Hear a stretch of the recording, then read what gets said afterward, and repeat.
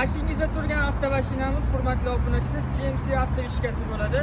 Bularning xarakteristikasiga kelib o'tadigan bo'lsak, bularda Isuzu motor turadi, 122 ta ot kuchi bor, Euro 5 motorda.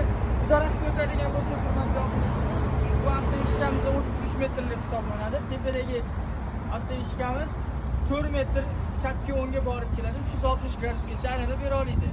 Diapazonga 26 metrgacha sizlarga ko'tarib berishi mumkin.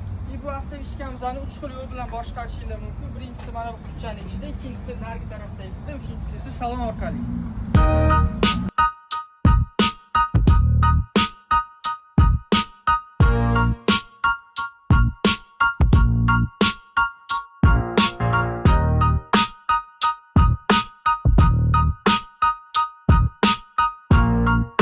Mana bu avtovishkamizning to'liq ko'rinishi akalar. Avtomashinamizning saloniga keladigan bo'lsak, salon qismi akalar ko'rishingiz mumkin.